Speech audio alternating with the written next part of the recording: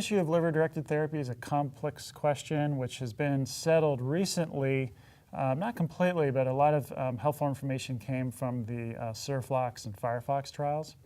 In those studies, patients with advanced unresectable colorectal cancer with liver-predominant disease, meaning most of the bulk of the tumor was in the liver, they were randomized to either have embolization with radiospheres or not.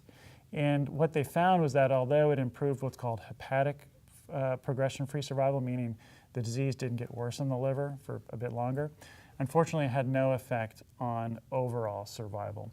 In an unplanned subgroup analysis, they did show that right-sided tumors seemed to have more benefit, but that really isn't enough to sort of affect our treatment recommendations. And of course, this patient has left-sided tumor. So in this case, we would not use liver-directed therapy. The toxicities of FOLFOX and bevacizumab are usually fairly mild. Obviously, it depends patient to patient, and oftentimes we try to see that patient back after the first week to get a sense of how they're going to do.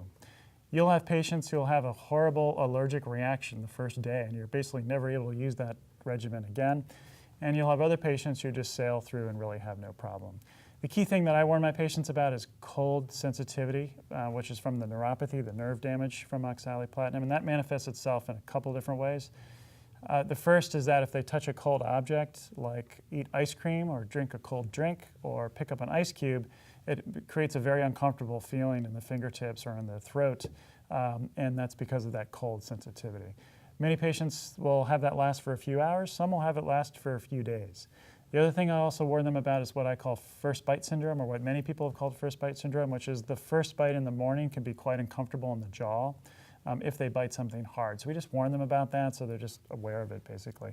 And then finally, over time, in a cumulative fashion, so it gets a little bit worse with each dose, patients can have numbness and tingling. Even walking across a cold linoleum floor, for instance, people can get a little uncomfortable feeling. And if somebody has a pre-existing neuropathy, it can be a problem with balance because proprioception, you know, that sense of where your joints are when you're not actually looking at them, can be affected. And so you really have to be careful you're not causing falls or having people stumble or, you know, have other problems. The 5-FU can cause diarrhea and mouth sores and also a rash on the hands and feet, so that's something we certainly check for. And then in terms of the high blood pressure, there's a lot of interest in that, and frankly, people are so concerned about it they wouldn't use the drug, but in general, that's really easily manageable. And so sometimes we have to increase the dose of the existing antihypertensive drug. Of course, one of the key things that I always do is try to make sure my patient's blood pressure is checked at home. Because when they're coming to clinic, they're going to get chemo for the first time, they're nervous, it was a pain to park, et cetera, they're kind of hyped up and blood pressure can tend to go up when they're in clinic with us. But oftentimes if you actually check it at home, it's fine. And so that's something that can be monitored over time. Same with protein in the urine. We check for that and kind of monitor it, but we don't have to wait for that to come back before starting therapy. And we'll just monitor that in a more chronic fashion through treatment. The idea of maintenance therapy is to continue some type of chemotherapy and try to hold things steady and keep the cancer from growing without having to continue all of the drugs. In this case, for maintenance therapy for colorectal cancer, where you've started someone on FOLFOX and bevacizumab, there are 3 different options, really. One would be to do nothing, but there are multiple trials, including CAIRO3, AIO-0207, and SEC 4610, which seem to show that if you stop everything, you lose survival. And the idea there is that the tumor can sort of sprout up and grow very quickly if you're not getting some type of therapy. Then the question comes, okay, let's say we decide we're going to maintain with something. What should that be?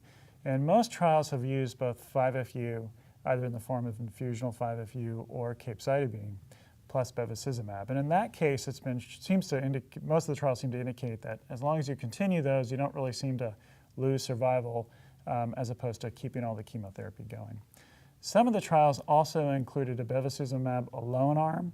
And in those cases, there was a trend that it wasn't as good as 5-FU and bevacizumab, but most of the time it wasn't statistically significant. I would say most of the oncologists that I talk to tend to use 5-FU and bevacizumab, either infusional 5-FU or capecitabine. But if the patient's having a lot of toxicities or problems from 5-FU, it wouldn't be unreasonable to do a maintenance regimen with just the bevacizumab. And the other key thing is that you're stopping the oxaliplatinum. So that's going to help control that neuropathy so that it doesn't get worse and worse. Because one of the things about oxaliplatinum neuropathy that anyone who uses these drugs a lot will tell you is that after you stop oxaliplatinum, it actually gets worse for up to a month. And so if somebody's already having trouble buttoning buttons or writing their name or typing, that can be a big problem.